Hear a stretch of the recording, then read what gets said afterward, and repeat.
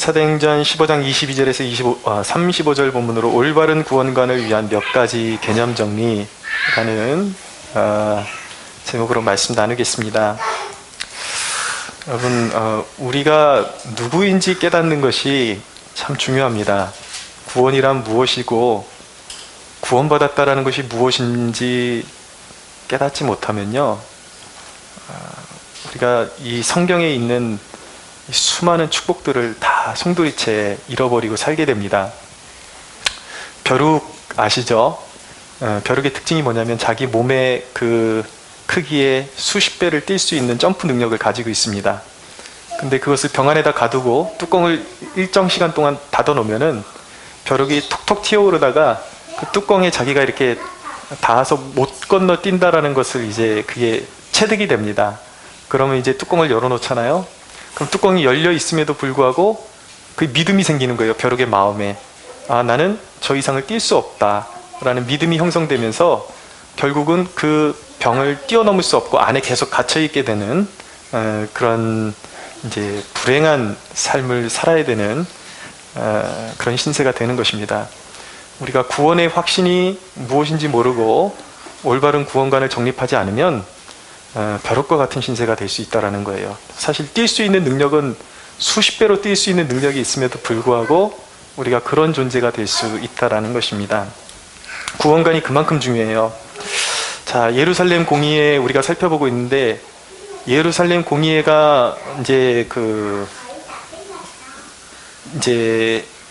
일어나게 된 그 발단이 무엇이었습니까? 이제 오늘 본문에 보면 이제 예루살렘 회의를 거쳐서 이제 예루살렘 교회에서 이제 안디옥 교회에서 이제 왔던 바울과 바나바 일행과 그리고 예루살렘 교회에 있던 바사바, 유다, 실라 이런 그 형제들을 안디옥 교회로 파송하는데 그들의 손에 이제 편지를 붙여서 예루살렘 의회에서 그 체결된 그런 이제 안을 가지고 이제 편지를 가지고 안디옥 교회로 돌아가게 되는데, 그 편지의 첫 내용이 어디에 나오냐면 바로 23절, 24절에 나오게 됩니다. 한번 같이 읽어보겠습니다. 시작. 그 편에 편지를 붙여 이르되 사도와 장로된 형제들은 안디옥과 스리아와 길리기아에 있는 이방인 형제들에게 문안하노니, 들은즉 우리 가운데서 어떤 사람들이 우리의 지시도 없이 나가서 말로 너희를 괴롭게 하고 마음을 혼란하게 한다 하기로.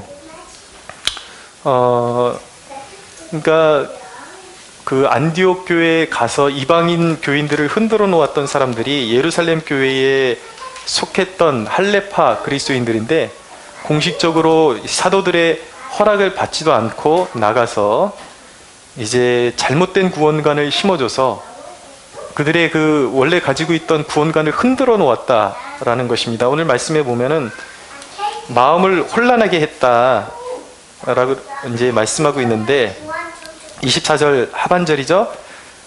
우리의 지시도 없이 그들이 나가서 너희를 괴롭게 하고 마음을 혼란하게 했다라고 말씀하고 있는데, 여기서 이 혼란하게 하다라는 이 헬라어 단어가 아나스퀴아 존테스라는 단어입니다. 이 이제 뒤집다라는 뜻을 가지고 있어요. 이게 뭐냐면 사도 바울이 분명히 믿음으로 말미암는 구원을 이제 가르쳐서 선포해서 믿음으로 구원의 확신을 가지고 있었는데, 이 잘못된 가치관을 가진 구원관을 가진 형제들이 허락도 없이 와서 그것을 뒤집어 놓았다라는 거예요. 자꾸 흔들어 놓았다라는 거예요.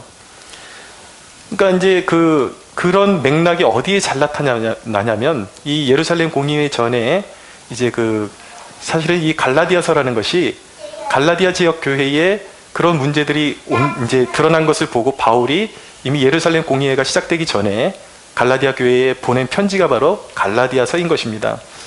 그 갈라디아 교회들의 바울이 열심히 농사를 지어놨더니 그런 유대 그 바리새적인 그런 사상을 가진 그리스도인들이 들어와서 할례도 받아야 되고 구원관을 자꾸 뒤집어 놓는 거예요.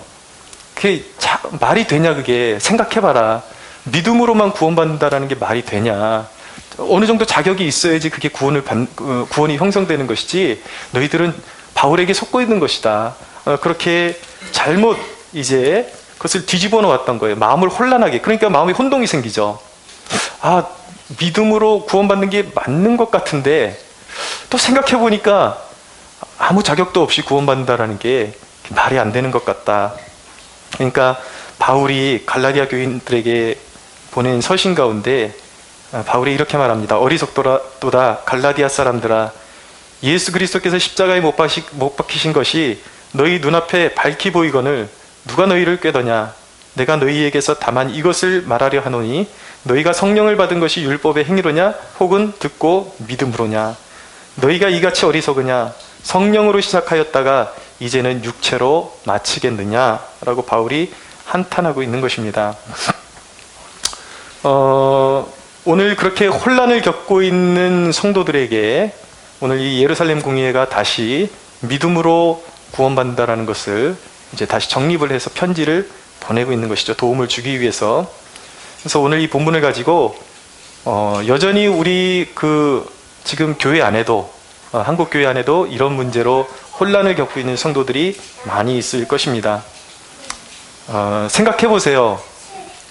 그냥 구원을 준다라는 그것보다도 뭔가 자꾸 인간의 것을 덧붙이는 것이 더 그럴싸해 보입니다.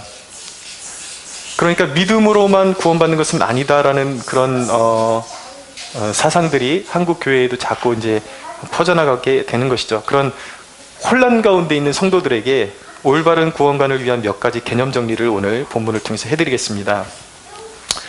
첫째는 구원은 오직 믿음으로 받는다라는 것입니다. 첫 번째, 이 개념이 분명해야 돼요. 여러분, 구원받은 사람이 그토록 주님께 헌신하게 되고 정말 생명 다하기까지 주님께 내 모든 것을 드리고 싶어 하게 되는 그 이유가 무엇일까요?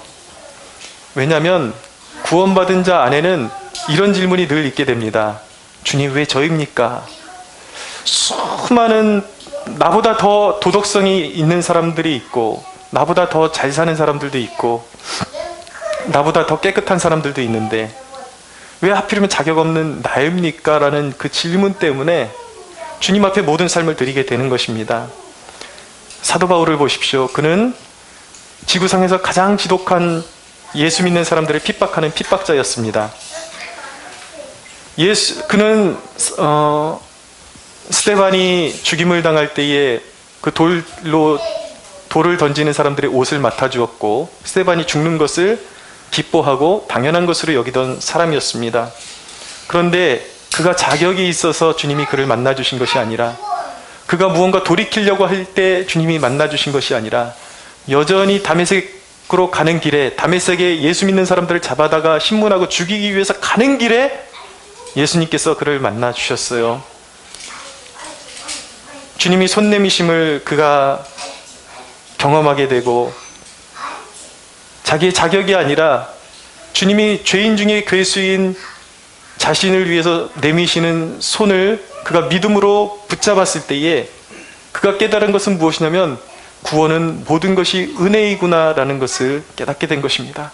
나는 은혜 없이는 결코 살 수 있는 가망이 없는 죄인일 뿐인데 주님이 은혜로 나를 복음을 깨닫게 해주신 것도 주님의 은혜요. 나를 용서하신다고 믿기만 하면 나를 용서하신다고 그렇게 깨닫게 해주신 분도 하나님이시요. 이 모든 구원의 은혜는 다 하나님의 은혜요. 하나님의 선물이구나 라는 것을 그가 깨닫고 그래서 그의 마음 가운데 늘 끊이지 않는 질문이 그것이었습니다.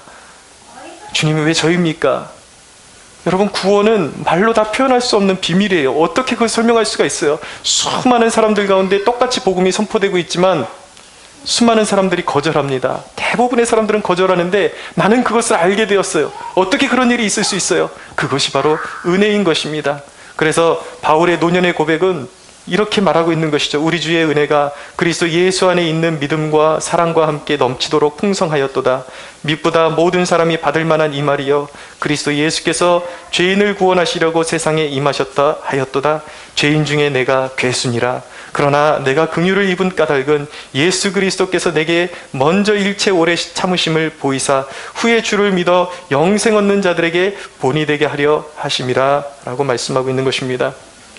그가 인생의 후반부에 구원의 비밀에 대해서 아무리 해석하고 아무리 다시 생각하고 곱씹어 보아도 자기의 선행이 아니에요. 자기의 공로가 아니에요. 주님이 만나 주셨어요. 주님이 나를 믿기만 하면 내가 십자가에서 이루어 놓은 그 모든 것들을 네가 믿고 믿음으로 내 앞에 굴복한다면 이 용서의 모든 은혜가 너의 것이다 라고 말씀하신 그 주님의 사랑과 그 모든 것들을 믿음으로 받았기 때문에 오늘날에 내가 존재할 수 있었다라고 바울은 고백할 수밖에 없었던 것입니다. 그래서 그의 모든 에너지의 원천은 무엇입니까? 왜 나입니까? 라는 질문에서 온 것이에요. 여러분, 우리도 그래야 하는 것입니다. 우리가 진정으로 구원받은 사람이라면, 여러분이 진정으로 구원받은 사람이라면 이 감동이 있어야 되는 거예요. 왜 저입니까? 왜 저입니까? 왜 열심히 없는 줄 아십니까? 왜 주님을 향해서 심장이 뛰지 않는지 아십니까? 여러분들에게 이 질문이 아직도 희미하거나 약하기 때문이에요. 여러분들이 정말 구원을 믿는 자들이라면, 주님의 그 복음을 이해한 사람들이라면 왜 저입니까? 라는 질문이 있어야 하는 것입니다. 그러나 육에 속한 사람은 복음의 비밀을 알 수가 없어요. 영적으로 죽어있기 때문이에요. 여러분, 구원이라는 그런 것입니다. 성령께서 죽어가는 내 영혼을 깨닫게 하신 거예요. 내가 이대로 가다가는 영원히 심판받을 수밖에 없는 죄인이구나. 나를 구원할 수 있는, 내 자신에게서는 나를 구원할 수 있는 자격이 하나도 없다라는 것을 성령께서 깨닫게 해주신 것이죠. 그리고 어떻게 해야 될까? 이제는 나는 어디로 가야 할까? 나는 무엇을 해야지 구원받을 수 있을까? 스스로 고민할 때에, 그렇게 절규할 때에 주님의 은혜를 깨닫게 하신 것입니다. 그러니까 복음의 은혜를 보여주신 것도 하나님이에요. 그것을 믿어지게 하신 것, 믿을 수 있도록 우리에게 우리의 죄성으로 오염된 우리의 본질적으로는 그것을 믿고 깨달을 수가 없어요. 근데 주님의 은총이 그 복음을 깨닫는 은혜를 주셨기 때문에 저와 여러분이 믿는다면 그 주님의 은총 때문에 믿게 되었음을 믿으시기 바랍니다. 주님의 은혜예요. 여러분, 캠퍼스 전도를 나가게 되었는데 종종 보게 되는 모습이 무엇이냐면 참 외롭고 고독하게 앉아있는 청년들을 가끔 만나게 됩니다. 담배를 뻐끔뻐끔 피면서 그 얼굴의 인상에 세상에 온갖 시름이 다 들어있는 것 같아서 이제 복음을 전하려고 가까이 다가서면은 말을 붙이잖아요. 그러면 좀 가만히 혼자 좀 놔둬달래요. 너무 고민이 많다고.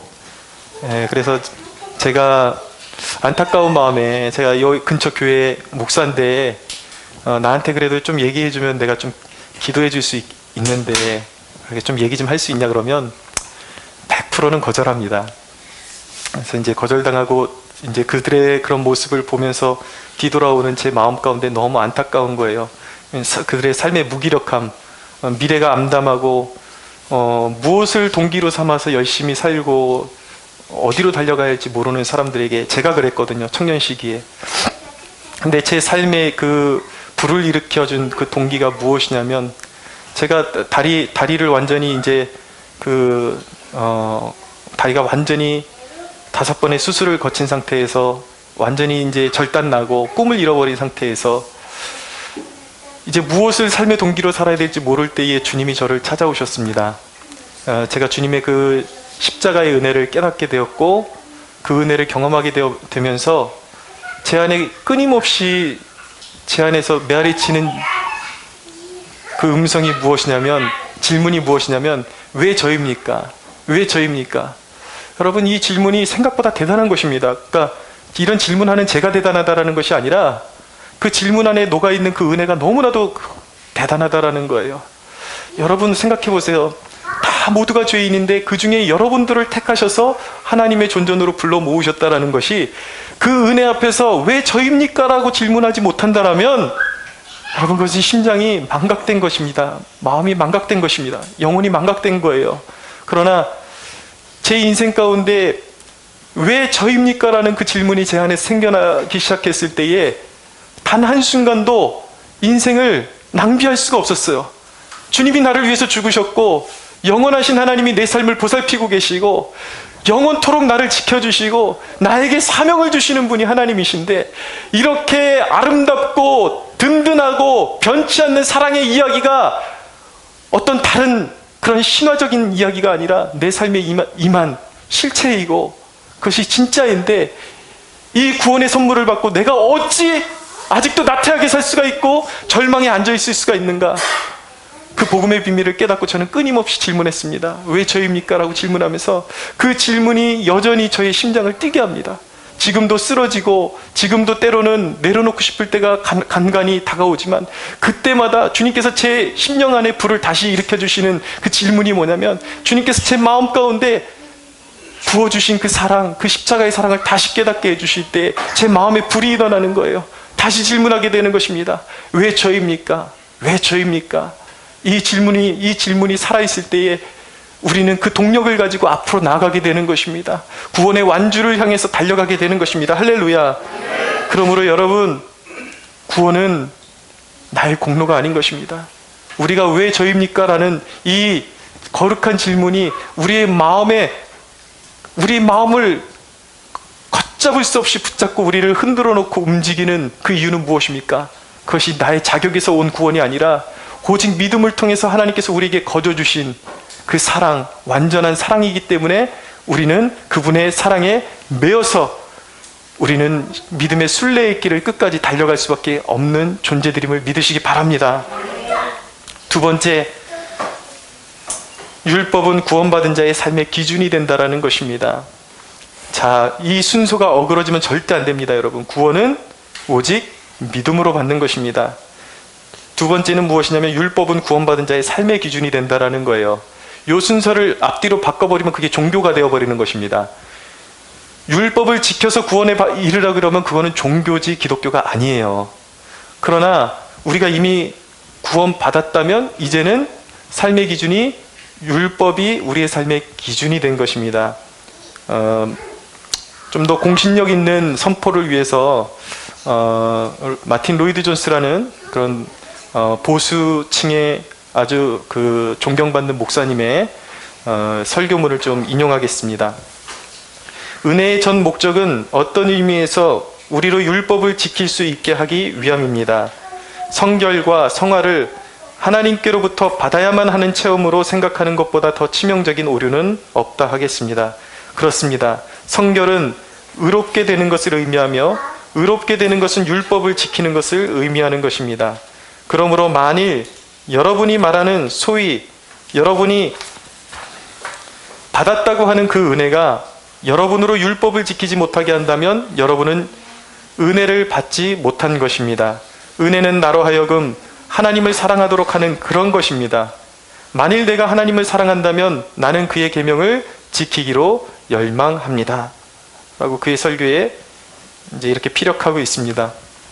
여러분, 제가 지난번에 말씀드렸듯이 구약의 율법에 있어서 의식법들, 제사를 어떻게 지내야 되고, 뭐 동물을 어떻게 잡아서 제사를 지내고, 옷은 어떻게 입어야 되고, 뭐 음식 먹기 전에 손을 씻는 그런 예식이라든지 이런 형식적인 것들은 다 주님이 이루시고 폐해졌어요. 우리는 거기에 매이는 것이 하나도 없습니다. 그러나 십계명과 율법의 정신, 이런 것들은 율법의 정신, 특히 도덕법, 그리스도인으로서 하나님의 성품과 가치를 깨닫고 하나님이 죄라고 하시는 것을 멀리하고 하나님이 기뻐하시는 것들에 대해서 명시해 놓은 것들에 대해서 그것을 깨닫고 순종해야 될 의무가 그리스도인들에게 있는 것입니다. 여러분, 그럼 구약의 전체를 이제 율법이라 그럴 때 모세가 시내산에서 받은 십계명을 비롯해서 그 십계명의 해석들을 이제 율법이라 그러기도 하고요. 또 신학적으로 좀 더 포괄적으로 말씀드리면 구약의 전체 내용을 율법이라고 말하는 것입니다. 근데 우리 질문은 이거예요. 우리가 구약의 말씀을 읽을 때에, 이 율법을 읽을 때에 이게 쉽지를 않아요. 이 정말 우리의 삶의 그 배경과 너무 동떨어진 이 그런 문화적인 것들을 많이 발견하게 되는데, 이런 것들을 어떻게 우리의 삶에 적용할 것이냐라는 질문을 갖게 되는 것입니다. 예를 하나 이제 들어드리면, 레위기 23장 22절에 보면 너희 땅에 곡물을 벨 때에 밭 모퉁이까지 다 베지 말며 떨어진 것을 줍지 말라라는 말씀을 우리가 읽게 되죠. 그러면 우리는 농부도 아닌데 이 말씀을 어떻게 적용할 것이냐라는 질문 앞에 서게 되는 것입니다. 근데 여러분, 제가 말씀드렸죠. 율법을 문자적으로 적용하는 시대가 아니라 우리 이제 복음의 시대는 율법의 정신을 적용하는 시대예요. 성령의 비추임을 통해서 우리의 삶에 이 말씀을 어떻게 적용해야 할지를 깨닫게 해주시는 것입니다. 그럼 이 말씀 같은 경우는 우리가 어떻게 적용할 수 있는가? 바로 땅에 곡물을 벨 때 모퉁이까지 베지 말라. 왜요? 가난한 자들 위해서 남겨놓으라는 거예요. 그럼 여러분, 이 정신을 우리가 어떻게 우리의 삶에 적용할 수 있을까요? 우리에게 주신 물질 중에 전부가 우리의 것이 아니다라는 것을 알게 되는 것이죠. 선한 물질의 청지기로서의 물질관. 하나님께서 나에게 내가 수고한 결실을 주셔도 내 자신을 위해서 다 쓰는 것을 하나님이 기뻐하시지 않는구나. 그래서 깨닫고, 그 정신을 깨닫고 물질을 아름답게 흘려보낼 수 있는 정신을 여기서 배우게 되는 것입니다. 그래서 하나님을 알게 되는 것이죠. 어떤 율법에 보면은 새를 취할 때에 어미와 새끼를 한꺼번에 취하지 말라는 말씀이 있어요. 이게 오늘날 시대에 살아가는 우리와 무슨 관련이 있냐고요. 그것은 무엇이냐면, 하나님은 피조물들도 사랑하시고 만물의 영장으로 지으신 인간으로서 자연세계에 대해서도 그런 어떤 책임감을 가지고 자연을 사랑하고 돌볼 책임도 인간에게 주어져 있다는 것을 배우게 되는 것입니다. 그래서 말씀드렸듯이 문자적인 적용이 아니라 성령이 비추시는 마음으로 이 구약의 말씀들을 어떻게 적용할지를 이제 하나하나 배워나가게 되는 것입니다. 근데 이 하나님의 율법에 대해서 오해하고 잘못 풀게 되면 전혀 엉뚱한 그런 적용을 하게 됩니다. 왜 오늘날 이 시대에 수많은 사람들이 동성애를 옹호하는 그런 그리스도인들이 그렇게 많이 늘어나고 있는 것일까요? 그들의 착각은 무엇이냐면, 율법은 복음 시대에 이르러서 폐해졌다라고, 완전히 폐해졌다라고 착각하고 있는 것입니다. 사실은 우리가 율법의 저주에서 자유로워진 건데, 율법의 정신까지 완전히 폐해졌다고 생각하니까 그들은 그렇게 이해하는 거예요. 우리가 지킬 계명은 하나님 사랑과 이웃 사랑밖에는 없다. 그래서 이웃을 사랑하는 것, 그냥 있는 모습 그대로 사랑하는 것이 하나님의 계명이다라고 그들은 착각하고 있는 것이죠. 그래서 구약의 모든 정신이 폐해졌다라고 착각하고 있는 것입니다. 그러나 그렇지 않아요. 성경이 말씀하는 이웃사랑은 반드시 율법이 명시하는 하나님의 성품과 일치하는 사랑이어야 하는 것입니다. 믿으십시오? 그러니까 여러분, 하나님은 율법에서 분명히 아름다운 가정은 분명히 하나님께서 창조하신 한 명의 남자와 한 명의 여자를 통해서 이 두 사람이 만나서 부부를 이루고 경건한 자손을 배출할 수 있는 그런 것이 바로 하나님께서 정해주신 가정의 의미요. 성이라는 것도 바로 이 결혼한 남자와 여자의 관계 속에서만 지켜질 때 하나님께서 인정하시는 아름다운 성적인 하나의 유희, 믿는 자들에게 주신 선물이 될 수가 있는 것입니다. 할렐루야. 그러므로 여러분, 율법의 정신을 잃어버리고는 우리가 하나님의 뜻에 순종할 수 없다는 것을 깨달으셔야 해요. 우리가 율법을 지켜가려는 노력에 있어서 오해가 일어나기 쉬운 것이 있습니다. 무엇이냐면, 율법을 지키려고 하지만 기대에 미치지 못하는 것과 율법을 지킬 마음이 없는 것에는 너무나도 큰 차이가 있다는 것을 깨달아야 하는 것입니다. 잘 들으십시오. 어떤 사람은, 성도들 가운데 어떤 분은 자신이 기대만큼 순종하지 못하는 것에 대해서 속상해하는 모습을 보게 됩니다. 근데 거기서 끝나는 것이 아니라 그런 부족한 자신 때문에 구원의 확신까지도 흔들리는 경우들을 보게 됩니다. 근데 그런 분들이 아셔야 하는 것들이 있어요. 여러분의 완전함은 예수님께 있는 것입니다. 여러분들이 열심히 율법에 순종하려고 그러는데 여러분들이 하나님의 기준에 미치지 못하는 걸 주님이 알고 계셔요. 그래서 주님이 하신 일이 무엇입니까? 십자가에서 율법을 이루셨잖아요. 삶을 통해서 율법을 이루셨잖아요. 십자가에서 율법의 저주를 폐하셨잖아요. 할렐루야. 우리가 순종하는데도 불구하고 부족한 건 누가 채우세요? 예수님이 이미 채우셨습니다. 할렐루야. 그러므로 여러분, 스트레스 받으면서 순종하시면 안 돼요. 주님이 다 이루어 놓으신 그 공로 안에서 순종의 기쁨을 누리라는 것입니다. 할렐루야. 근데 자꾸 바꾸잖아요, 여러분이. 자꾸 여전히 여러분들의 그 수준에 도달하지 못하는 것을 보면서 내가 받은 구원은 가짜인가? 라고 생각하게 되는 것이죠. 문제는 그것입니다. 구원의 확고한 증거가 있는 사람이 구원을 의심하는 경우도 문제고, 또 하나의 문제는 무엇이냐면, 구원의 확고한 증거가 없는 사람이 구원의 확신을 갖는 것도 문제는 문제예요. 그러나 여러분, 주님이 여러분들에게 완벽을 요구하시는 것이 아니에요. 주님이 여러분들의 완벽이 되어주십니다. 할렐루야. 근데 여러분, 이런 사람들이 있습니다. 말씀에 전혀 갈증이 없는 사람들이 있어요. 의무적으로 이곳에 와서 교회에 나와서 예배하는 것 외에 주중에 살아가면서 주님의 생수가 없이도 너무 잘 살아가는 사람들이 있어요. 한 번도 말씀을 펴보지도 않고 기도 생활이 없어도 주님으로부터 생수를 공급받지 못하고도 너무 잘 살아가는 사람들이 있어요. 염려 없이, 근심 없이, 주님의 도우심이 없이도 너무 잘 살아가는 사람들이 있어요.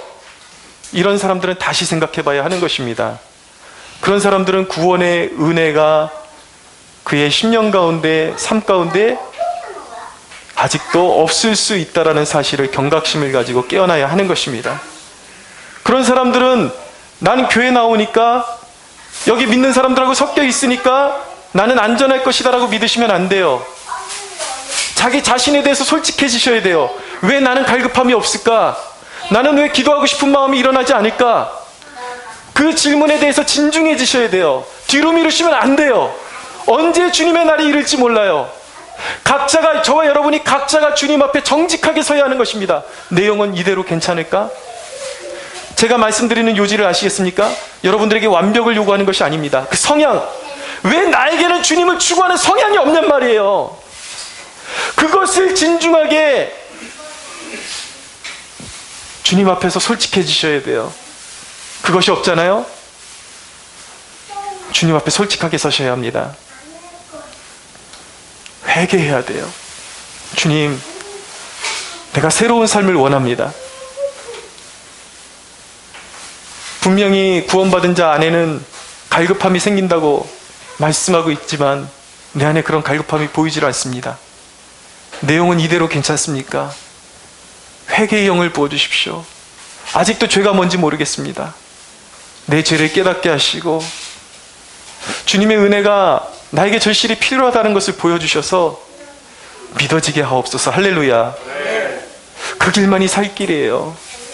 여러분, 미루시면 안 됩니다. 자기 영혼에 대해서 솔직해지셔야 돼요.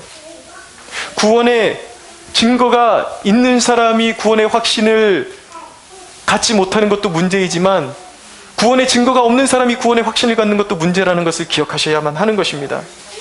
그런데 여러분, 제가 말씀드리는 것은 여러분들을 확고한 구원의 확신으로 끌어들이고 싶은 것이지 여러분들에게 어떤 두려움을 주고 싶은 것이 저의 설교의 목적은 아니라는 것을 기억해야만 하는 것입니다. 여러분들이 정말 예수 그리스도의 그 십자가의 은혜를 믿으신다면 그 사랑 안에서 순종의 기쁨을 누리십시오. 순종하고 싶은데 왜 안 되지? 거기에 몰입해서는 안 되는 것입니다. 주님이 부어주신 그 사랑 안에서 정죄함 받지 않고 주님을 추구할 수 있고 하나하나 순종할 수 있는 것들에 대해서 감사하십시오. 내가 순종할 수 있다는 것을 통해서 나의 의를 세우지는 마십시오. 아, 내가 대단하구나, 내가 의롭구나 라고 의를 세우지는 마십시오. 여러분들이 순종할 수 있다면 그것 자체도 은혜로 여길 수 있어야 하는 것입니다. 그 가운데서도 여러분들의 죄를 깨닫게 하시면 회개하고 또 쓰러졌다라는 사실에 집중하지 마십시오. 여러분들은 계속 쓰러질 거예요. 넘어질 거예요. 그게 우리의 실존이에요. 인간이에요. 넘어지는 것에 집중하지 마시고 십자가의 은혜를 통해서 우리에게 주어지신 놀라운 축복이 무엇입니까? 이전에는 쓰러지면 지옥이었어요. 심판이었어요. 그리스도께서 우리의 죄를 담당하심으로 받은 우리의 가장 최대의 축복은 무엇입니까? 이제는 쓰러지면 다시 일어설 기회를 주신 것입니다. 할렐루야. 다윗이 밧세바를 범하고 그가 하나님의 징계가 임했을 때에 어떻게 반응했는지 아십니까? 시편 51편 4절에 보면 내가 주께만 범죄하여 주의 목전에 악을 행하였사오니 주께서 말씀하실 때에 의로우시다 하고 주께서 심판하실 때에 순전하시다 하리이다 라고 그는 고백했습니다. 무슨 말인지 아십니까? 그에게 징계가 임했을 때에 아, 나는 이제 끝장이구나, 나는 이제 지옥이구나. 다윗이 그렇게 하지 않았다라는 거예요. 주님께 모든 것을 맡겼다라는 것입니다. 이젠 저는 주님께 속했고 나는 주님께 속했고 나를 죄인이라고 주님이 말씀하신다면 주님의 말씀에 응하겠습니다. 인정하겠습니다. 주님이 나를 죄인이라고 그렇게 판단하시고 징계를 주신다면 주님이 오르십니다. 주님 원하시는 대로 하옵소서. 다윗은 모든 것을 주님께 맡겼어요. 그러나 이런 고백 가운데 다윗이 나는 버림받았구나 하고 하나님을 떠난 것이 아니라, 그렇기 때문에 주님 나를 버리지 마옵소서. 주님만이 나의 의로움이십니다. 내게는 은혜가 필요합니다. 다윗이 그렇게 나갔기 때문에 하나님은 그를 징계하시면서도 그의 삶 가운데 끊임없는 회복의 은혜를 주셨음을 기억하시기 바랍니다. 그렇게 나가셔야 돼요. 여러분들에게 이제 믿음 안에서 여러분들에게 징계가 임해도 하나님의 뜻은 여러분들을 그 죄 가운데서 끄집어내서 마침내 여러분들을 거룩하게 하시고 여러분들을 천국 백성에 합당한 백성으로 빚으시고자 하는 하나님의 거룩한 뜻을 가지고 여러분들에게 주시는 징계라는 것을 여러분들 믿어야 하는 것입니다. 그러므로 여러분들이 믿고 신앙생활할 때에, 여러분들이 자꾸 쓰러질 때에 무엇에 집중하셔야 하는 것입니까? 지옥으로 던져지지 않고 다시 일어설 기회가 있는 것으로 기뻐하십시오. 그리고 또 순종하세요. 여러분들은 죽을 때까지 좌절하게 될 것입니다. 반복될 거예요. 그러나 우리에게 다시 회개의 기회를 주시는 그리스도의 보혈의 공로로 말미암아 그 기쁨 안에서 싸울 수 있다라는 것, 죄악과 싸울 수 있다라는 것 자체를 특권으로 여기시고 하나님 앞에 감사할 수 있어야 하는 것입니다. 그 기쁨 안에서 싸우는 사람은 구원받은 사람이에요. 그러나 그 싸움 자체가 없는 사람이야말로 심판을 면치 못할 사람인 것입니다. 할렐루야. 그러니까 여러분, 좌절하지 마세요. 좌절하지 말고 쓰러지면 그 자리에서 다시 일어서서 다시 달려가십시오. 쓰러진 자리에서 회개하고 끝까지 하나님께서 여러분들에게 계획하신 구원이 완전히 이루어지기까지 달려가는 일을 멈추지 않는 여러분들이 되시기를 주 예수의 이름으로 축원합니다. 세 번째입니다. 세 번째 우리 구원의 개념은, 우리가 가지고 있어야 될 구원의 개념은, 구원받은 사람은 이제 성령의 인도함을 받게 되었다라는 것입니다. 여러분, 하나님의 임재를 사모하십시오. 임재를 맛보면 하나님을 더 사랑하게 됩니다. 그리고 더 순종하고 싶어지게 되는 것입니다. 성령은 우리의 인도자가 되십니다. 성령이 우리를 어떻게 인도하실까요? 일단 구원받은 자 안에서 하나님이 하나님의 법을 우리 믿는 자 안에 새겨 놓으셨음을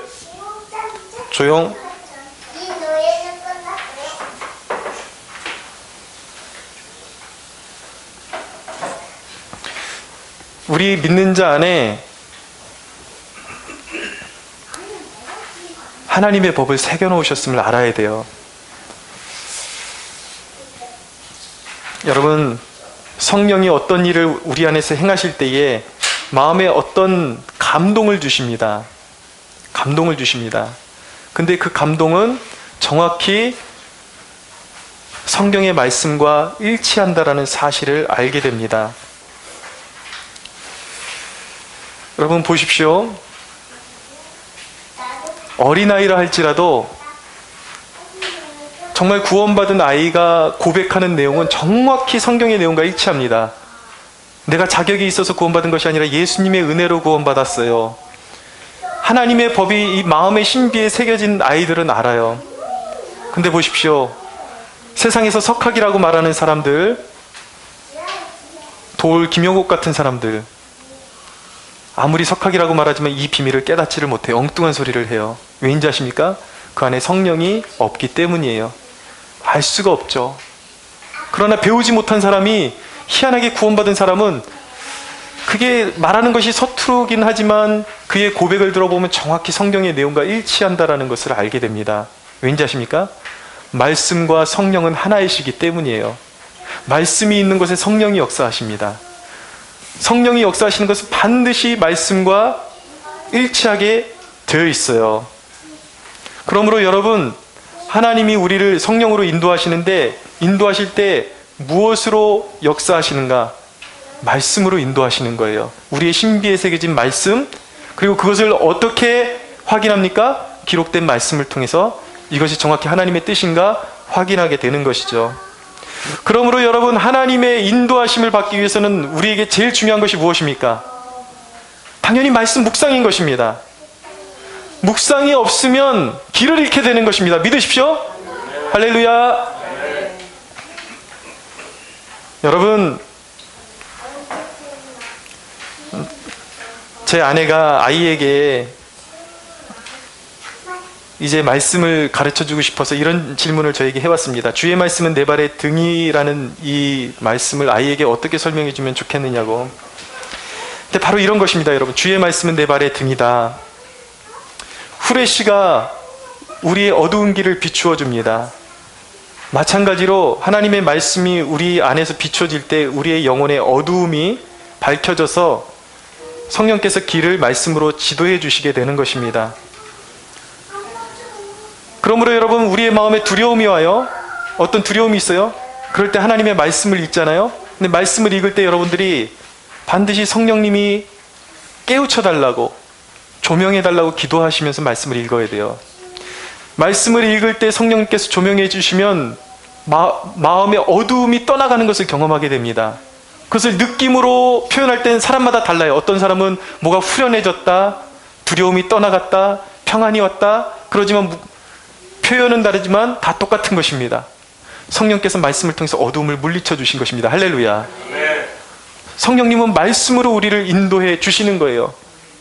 때로는 성경이 없을 때에 우리가 고민할 때 어떤 하나님의 말씀을 떠올리게 해주셔서 어둠을 물리쳐 주기도 하시는 것입니다. 그러므로 여러분, 말씀을 읽지 않으면 어둠에서 헤매일 수밖에 없는 거예요. 사랑하는 여러분, 말씀을 읽으십시오. 할렐루야. 말씀을 사랑해야 하는 것입니다. 우리가 기도할 때에 말씀으로 인도함을 받을 때에 어둠이 떠나가, 영적인 어둠이 떠나가요. 그리고 성령님께서 무엇을 하시냐면 우리의 마음만 다스려 주시는 것이 아니라 섭리 가운데, 환경 가운데 개입하세요. 그리고 환경을 경영하시며 길을 여시고 닫으십니다. 성도들에게 필요한 길은 열어주시고 해가 되는 길은 닫아주세요. 인도하십니다.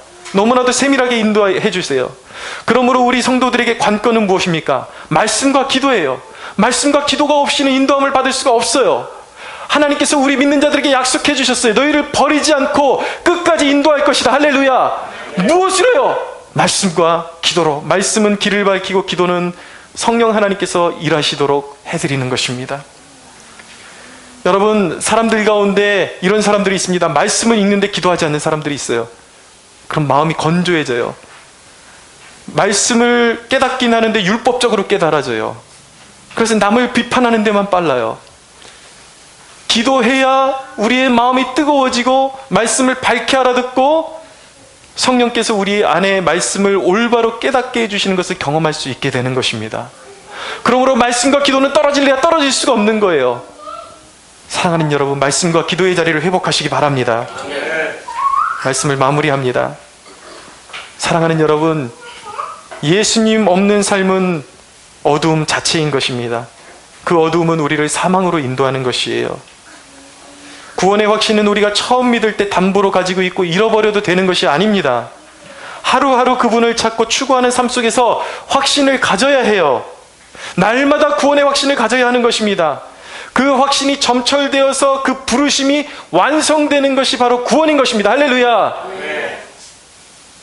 여러분은 지금 동행도 예수님과 함께하는 확신도 없이 살고 있지는 않습니까? 여러분의 생명을, 그 귀한 생명을 왜 불확실한 가운데 두고 있는 것입니까? 내일 하다가 불현듯 그날이 오면, 주님 앞에 서야 하는 심판의 날이 오면 어떻게 하실 거예요? 설교단에서 설교하는 설교자의 말이 내일 믿어도 되겠지, 설마 그럴까 하다가 불현듯 그날이 오시면 어떻게 할 거예요? 왜 여러분들의 삶을 그렇게 무책임하게 놔두냐는 것이죠. 깨어나십시오. 여러분, 천국과 지옥은 실제인 것입니다. 실화예요. 어떤 목사님이 벌써 오래전 얘기인데 아주 대형 사고가 나가지고, 교통사고가 나가지고 수십 구의 시체가 병원 영안실로 오게 되었습니다. 근데 이 목사님 친구 중에 그 대학병원에 그 의사가 있어서 영안실에 가게 되었는데, 뭐 자초지정은 잘 모르겠어요. 어떻게 해서 그 영안실에 하나하나 이 시신들의 얼굴을 보게 되는데, 이 목사님이 보니까 특징이 있더래요. 어떤 시신들은 까맣게 얼굴이 죽어가지고 두려움에 사로잡힌 얼굴로 죽어있고, 어떤 시신들은 얼굴이 환해가지고 너무 평온한 가운데 죽은 시신들이 있어서 성령께서 주시는 통찰력이 있어서 친구 목사 그렇게 한 의도가 뭐냐면 친구 의사에게 믿음을 주기 위해서 한번 실험을 해봤다라는 것입니다. 내가 지금부터 몇 명을 지정해 줄 테니까 이 사람들 예수 믿는 사람들인지 확인해 봐라. 요 사람 이 몇 명은 반드시 예수 믿었을 것이다. 그렇게 이제 장담을 하고 한번 조사해 보라 그랬다는 거예요. 아니나 다를까 얼굴에 평안이 있고 너무나도 환했던 그 시신들은 하나같이 신앙생활하는 사람들이었다라는 것입니다. 사랑하는 여러분, 천국과 지옥은 실제입니다. 믿으십시오. 왜 여러분들의 영혼을 불확실함 가운데 두십니까? 그러다가 오늘 주님께서 부르시면 어떻게 할 거예요? 형식적으로 신앙생활하는 것, 여러분들에게 구원의 그 확신을 늘 날마다 주님을 추구하는 가운데 구원의 확신으로 충만케 되는 축복이 있게 되기를 바랍니다. 매일의 삶 가운데 예수 그리스도와 동행하십시오. 주님 안에서 성령의 인도를 경험하고 아버지의 사랑을 느끼십시오. 구원의 기쁨으로 충만함을 누리는 저와 여러분들이 되기를 예수 그리스도의 이름으로 축원합니다. 하나님께 영광의 박수 올려드리겠습니다.